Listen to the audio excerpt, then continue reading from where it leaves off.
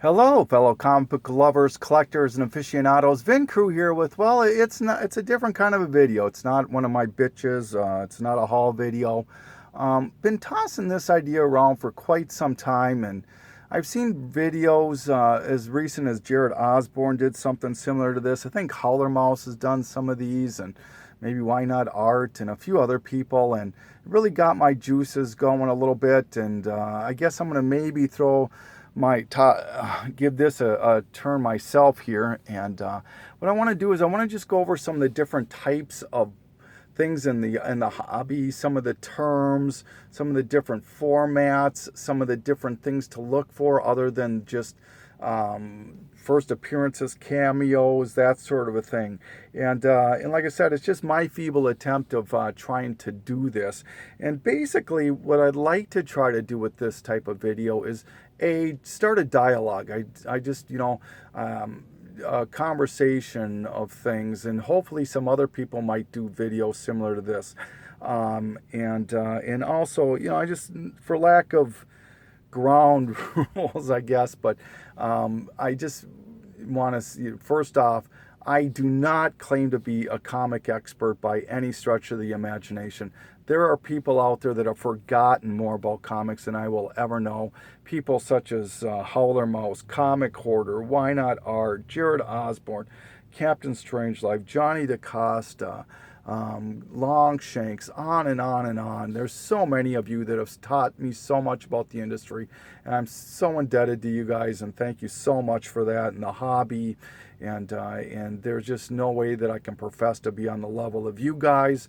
But once again, it's just my attempt of trying to do something and not claiming to be an expert. And I'm always learning things. I'm still learning things to this day about the hobby, and that's what I love about it. Another thing is, I may not know the answer to some of this stuff, and I'll be throwing it out to you guys, and hopefully you can respond to me and let me know what you think, what the deal is. And lastly, I may be wrong. I mean, what I try to do is when I see something that piques my interest, I'll Google it and I'll read articles on it as best as I can. And granted, there's no way I can substantiate or corroborate that these are 100% accurate and legitimate. But if they aren't, please forgive me and correct me. And once again, it's just that way of starting a conversation. So enough with that. Let's start off. And lastly, a lot of this may be elementary to begin with, or throughout. If that's the case, please forgive me. I don't want to bore anyone, but yeah, let's start off with just your basic comic format. This is just a basic comic here.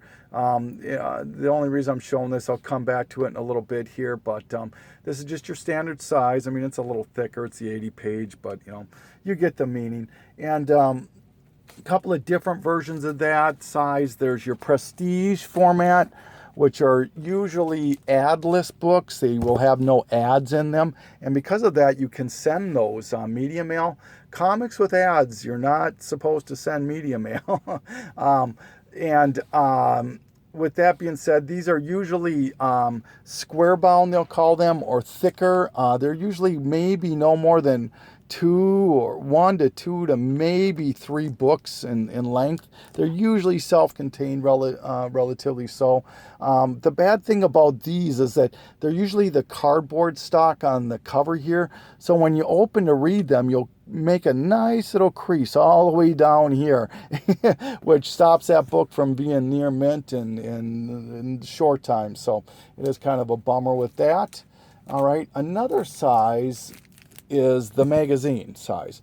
Now these are obviously larger than the comic size, and these were much more popular back in the 70s and 80s, and they were usually adult oriented. There's or horror or that sort of a thing, and they were usually painted covers. Not usually, but a lot of them had painted covers to them, and more of the desirable ones are, this one would be one. This is one of the first appearance of Yoda and Boba Fett. There's also the first appearance of Star-Lord and Rocket Raccoon in the Marvel Premiere series. There's Epic has the first Dread Star. Just some beautiful covers that are quite desirable out there. Punisher has a couple of them that are extremely sought after. And CGC will grade these. They're usually tough to find in high grade simply because there were a lack of bags and boards for these for quite some time. People didn't store them very well, that sort of a thing, and they weren't looked upon as the same as comics, I guess. So you go from there. All right, then in the 70s, they made a different style of book that I absolutely love and adore, and they actually do make these till to this date. These are the treasuries. Now you can't, I always got to turn them to the side on my camera here, but you can just see the size difference between that and a magazine and the standard comic size. And as I stated, these came out in the 70s, and they were usually collected editions, there's a few of them that are independent stories, but for the most part, they're relatively, they're all collected editions. And very popular, at least with the kids in my age. I personally just love these, and they just have a soft spot for nostalgia in me. The bad things about these books is that CGC does not grade them, and they are tough to store, and Bags and Boards are not that easy to find for them. They do sell them, Bags Unlimited, a few other places will sell them. Don't believe they sell Mylars for these. So, the more sought after ones of the treasuries, you've got Superman and Muhammad Ali. That is a standalone story. Superman versus Spider-Man. There's actually two of those, and once again, those are independent stories, and a few other ones. So there's a few treasuries that are sought after. All right, and then to go to the other extreme, we have got the digest or the treasuries, which once again were popular in the 70s and 80s, and you can see that the size difference in these are quite obvious. Don't believe CGC grades these. I'm pretty sure that they don't.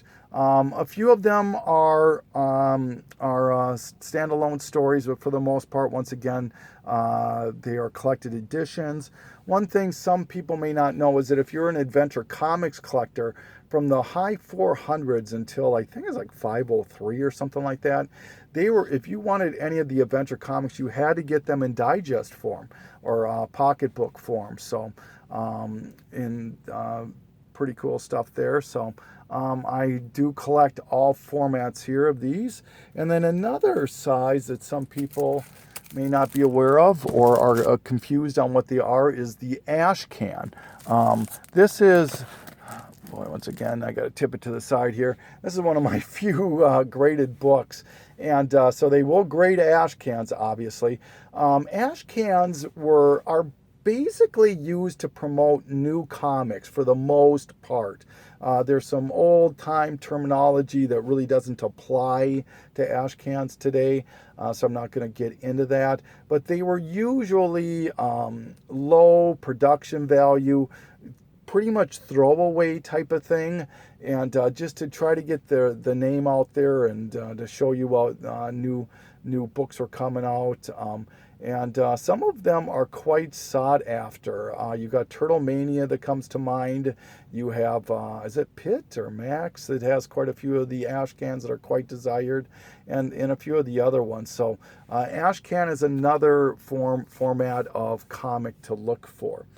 And then we have the trade paperback or the trade or the collected. These are usually omnibuses, thick books, that sort of thing, that are very popular, gaining steam now. I don't know if CGC grades them. I don't really collect much of the trade paperback stuff, but they will collect several issues of a certain series. The Walking Dead is very popular. Saga is very popular. for their trade paperbacks, on and on. So, and as I said, it's garnering more and more steam these days. All right, so let's clear this out. Okay, please forgive me.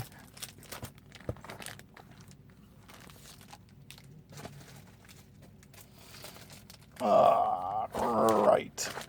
So let's get back to this. Okay, so now, way back in the day when comics were first being sold at newsstands, they had the newsstand version. And what that simply means, or what the important part of what that means, is that back in the day, if you, as a newsstand dealer or owner, if you didn't sell a book, you could return it, and you can still technically, I guess, maybe, from what I understand, you can technically still do this. I don't think anybody ever does, but what they would have to do is they'd have to destroy the book in order to do it. And that's where you'll see a lot of them have like covers that are cut off from the top halfway down, or something's cut out of it. They had to deface or defame the comic in some form. And how you can tell that is the UPC, which is this bottom box right here, has these barcodes on it. All right. Then as years progressed, there were people that stepped up to the plate and went to the comic distributor or printers and Marvel and DC and whatnot and said, hey, we'll take all the books, we'll buy the books from you, but we will not be able to, you will not give us credit for returning them, and we'll get, but we want a little bit of more of a price break on our purchase price. And with that, what was born was the direct edition, and you could even actually get these mailed to your house too, the direct edition. And what they would do is, in order for the people to for people not to buy these and then return them, the comic companies added a different UPC, and that is one. But in the beginning, it looked more like this. It was just a line drawn through the direct edition here, or the newsstand UPC there. See, compared to that, people get confused about this. This was actually done by the comic people, okay, to prove that they could not, that these were the direct editions. These were not returnable. I hope that makes sense, all right? So then, and then as time progressed, then they would do different UPCs for the direct editions, all right?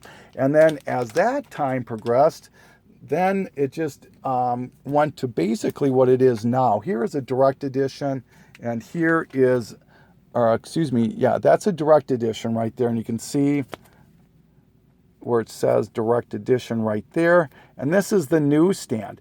And what's funny too is that you'll basically see newsstands at Barnes & Noble is a great resource for newsstands. And they're usually $1 more than the comparable newsstand, okay, or comparable direct edition. All right. So I hope that makes a little bit of sense here. Okay. So then as I want to go over some of the different, people call them reprints. Some of them actually are. Some of them are questionable to use that term, but for sure the first ones to really start garnering some steam was Whitman, who, now Jared Osborne did a terrific video on the Whitmans, and I don't want to go into a lot of in-depth on these, but I would defer for you to watch Jared Osborne's stuff on the Whitmans. Now, when Whitman, they first took over they were basically doing Marvel back in 68 and 69, but they basically really got some attention with their DC books, first of all, and they are as far as completists, they are quite, they can be sought after. And there's different Whitmans. As far as the DCs, there is the open face and there is the closed face Whitman logo. You can see that right there. And one of the drawbacks about Whitman DCs is that they do not put the darn issue numbers on them. So you have to open the book up and look into the indice to see what that is. And here is, once again, the green label and then the blue label. Once again, you can see that they have there's the the open face and the closed, and then there's the black and the green, the black and the blue. And some of these are more rare than others. And I believe that this one is the most rare of them all. There was a site out at one time called STL Comics. If anyone's familiar with this, and knows if there's a way to get at that site, because it was taken down, but maybe somebody archived it or something. I would love to know how. This site was fabulous. I could spend hours on this site. But once again, what Whitman did is they would print these books and put them in 3-packs and sell them at Kmart and other big chain stores back in the 70s predominantly. And people, from what I've read, technically these are not reprints. Whitman books and the regular books were printed at the same time. The only thing is that they did is they ran the print run off the regular DC version, and then they would change out the plate and put this in there. And they would sometimes change the UPC code or the UPC box a little bit too. But they were run at the same time, okay? So technically they're not reprints. People will call them reprints. God forbid they're reprints. But they, from what I've read, they were printed at the same time. Now, Whitman also did Marvel, and Marvel is a little bit harder. Well, not harder. I guess a little bit harder, because, I mean, you can just tell a Whitman by looking at it. But the Marvels are a little bit trickier. Now, this one is Star Wars 2, and this is the regular standard version right here. Here is the Whitman version, okay? And this is the 35-cent reprint. Sorry, I don't have the 30-cent reprint of that. But they technically did do a Whitman 30-cent reprint, and they did, this is the 35-cent, which was the version of the 35-cent Marvel edition. I hope that makes sense. Whitman did both 30 and 35-cent Star Wars because they were so popular. The only exception is Star Wars 1, I believe. They didn't do the 30-cent. I could be wrong on that one. But you can tell either from the pyramid box up here, as opposed to the square box, or the UPC was different there. And there's another example here. Here's the Micronauts, and once again, same scenario with these Whitmans versus as far as printing time. They were printed, from what I read in a few articles, at the same time as the Marvel counterparts. So technically, whatever you want to call them, they could be or they couldn't be. I mean, but people, once again, do collect the Whitmans, okay? All right, so, and those are probably the most popular.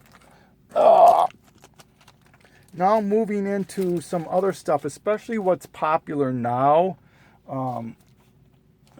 Boy, I gotta run, make some room in here. All right, so here is a new 52. This is Green Lantern number 20. Hot book right now, first Jessica Cruz.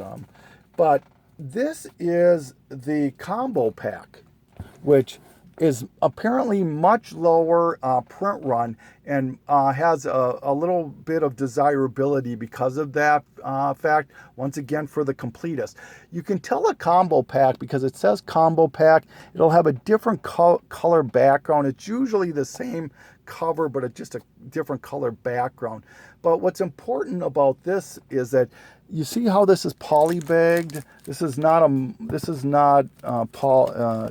polybag or anything like that. This came from the printing this way. It's sold the distributor this way, and it's important that you get them bagged because these have digital codes in them, and so that you can read them on digitally. So you're running the risk that if the polybag is open or it's not in the poly bag, that the digital code is gone or used.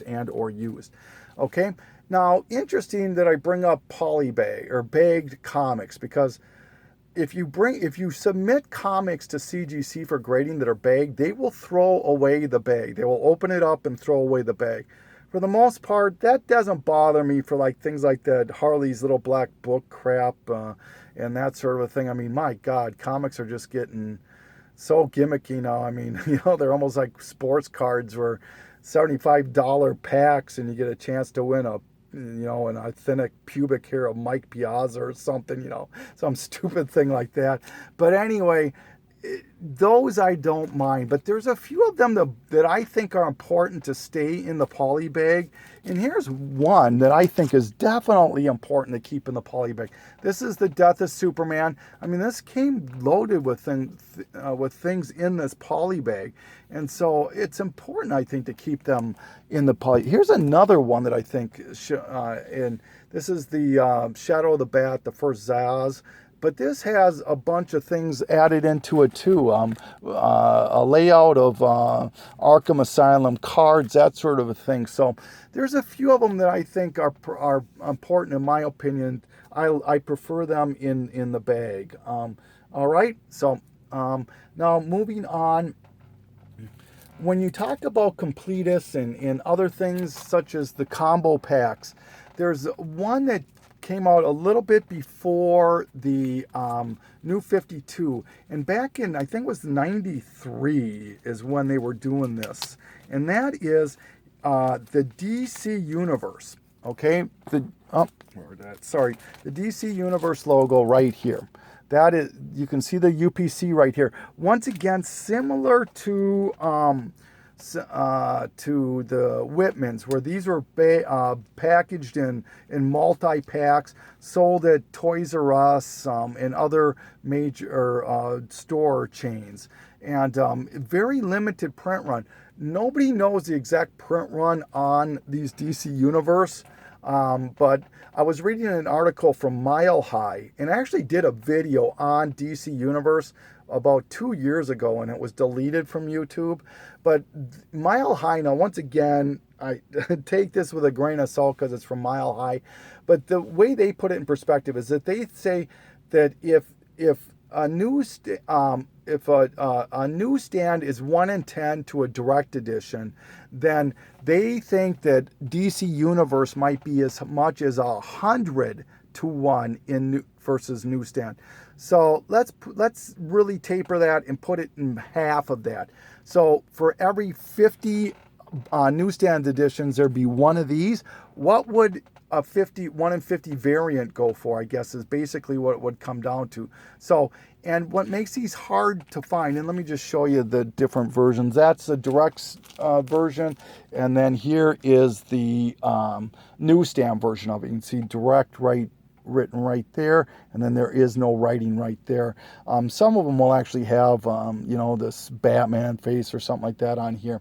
And what makes these harder to find, as well as some of the other ones, is that who really pulls up books that are not key books, the filler books? Who pulls them all the way up to see the UPC code, unless you're really interested in buying the book?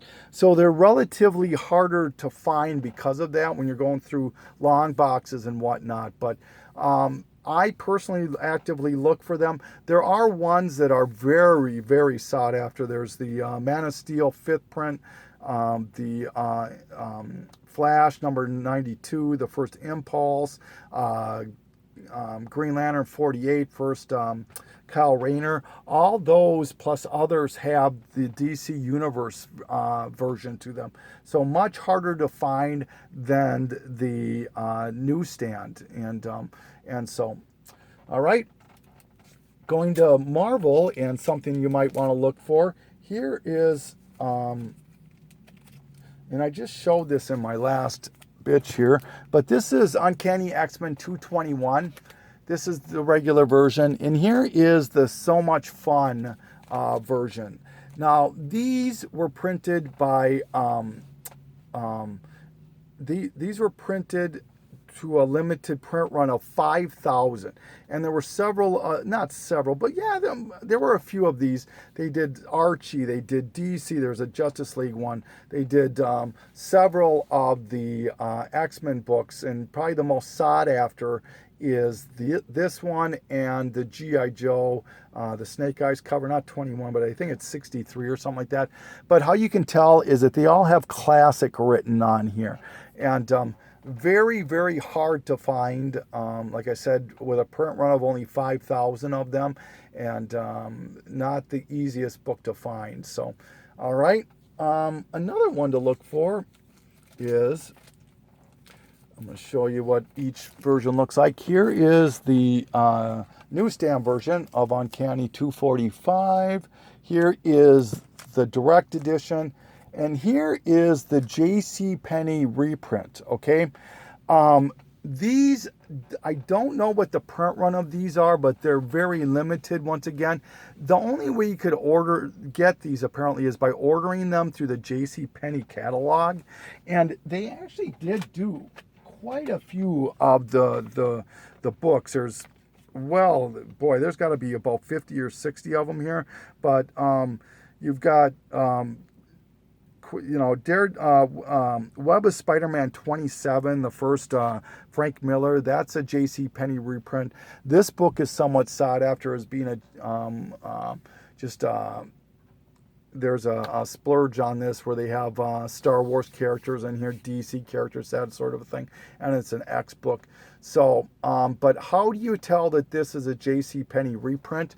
Is right here on the UPC. If you see where it says The Amazing Spider-Man, all right, now not to get it confused with, and you'll see several of these UPCs, the 30th, and they look a lot alike, but you can see that the verbiage is missing on the top there. And that's how you can tell that that's the J.C. Penney reprint. And if you look, there are people that charge quite a bit of money for these J.C. Penney reprints. I just went on the eBay and My Comic Shop, and there's only one of these, and they're listing it raw at $75. A lot of these are 10, 15, 20, and on books. So, in another thing that they call these is the Stridex books, which, here you go, comic fan, if you're watching, they have a Stridex ad in them right here, which you probably will recognize, but these Stridex ads were in most all of them. So they will also call them Stridex books too, as far as the J.C. Penney reprint. All right, so let me just get this back in here. Okay. And here's another example. Here's Peter Parker 26 and the regular edition of that. All right. And like I said, I showed you this Quasar book. Now, this is Quasar number 38, but let me show you something interesting when it comes to Quasar books. All right. So here is issue number 1 of Quasar. Okay. And here is issue number 1 of Quasar. This is the same exact series, okay? But now, as you can tell, this is the newsstand version of this one. Now look at this. This is the direct edition of the same book, which they call this number 1. This is 32. So the issue number for this regular issue number is 32, but the newsstands, they did this for like 4 of the issues, and they counted them 1, 2, 3, or 1, 2, 3, and 4. But then they would have the counterpart, the direct edition, would have the 32, 33, 34. So, and these were a little popular back a couple years ago on YouTube, but that's something you might want to look for when you're out digging in them long boxes. All right, as Lords of the Long Box would say. All right, back in 1977 or 76 and 77, Marvel wanted to get a little bit more money for their books, but they were a little bit nervous on what the feedback and what the readers might do. So they put out what they called price test variants, and they put them out in 7 cities. One was Baltimore, a couple in California, and then there was just some odd, I think one in Arizona, and they did them in both 30 cent and 35-cent versions. I don't have any of the 30-cent versions or 35-cent versions, but there's an example of the of a 30-cent one. Here's the test market, and then this is the regular book. And here's another one on Conan. This is the variant, and there is the regular edition. And these are quite sought after, especially two of them for sure, as we mostly know. There's the Star Wars #1 35-cent, and the Iron Fist 14 test price variants. So those are extremely sought after. All right, let's keep it going here. Okay. Then DC decided to try their hand in a different type of a logo. They wanted to, in order to get more kids to buy comics, they decided to try to do a different logo for DC altogether, and they call them the Superman comics. And there were only 2 of these that were made, and it was for Justice League #3 and for Fury of Firestorm 61. Both of these are quite sought after. They're not as popular as they were at one time. This one is the little bit harder one to find. And there are the counterparts which look nothing like these totally different covers and whatnot. So if you can ever find those, and if you can find the El Hombre Super Hombre one for, is it Action 441 or something like that, super hard to find on that one. All right, okay, so moving along here. Whoops. Some other things to look for when you're digging in them long boxes. Here is, this is the regular version. This is Supergirl #3.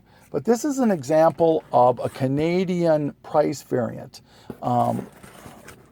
This is the Canadian price variant right here. And this is the US equivalent. And as you can see, the differences, obviously the Canadian is a little bit higher. And so there are people that look for the Canadian price variants, and obviously when you're in Canada, a little bit easier to find, similar to the pence in the UK. All right, another thing that they did, this is one I know virtually nothing about, and I own 2 of them, this is the DC Nation variant. And I know they did it in this book, and they did it in a Wonder Woman one, and I think they did a few other ones. I don't know the print run on this. I don't know how you got them, that sort of thing. If anybody knows anything about these DC Nation books, let me know. But they are definitely a variant of the regular version. And here is a signed copy of one. And then just so you know, here's the regular version of that same book. And here is the variant of that book. All right. So regular version, variant, DC Nation, and then the signed DC Nation. All right. And like I said, I know they did that at least for a few books. Okay. Pressman variant, been talked about a couple of times. These were actually, Pressman was a board game manufacturer, distributor, and they did an X-Men game. And in there, most of the X-Men games, there were coupons that you could mail away for one of 4 different X-Men books. There was this one, X-Men 297, which is the hardest one. I do have that one up on top. X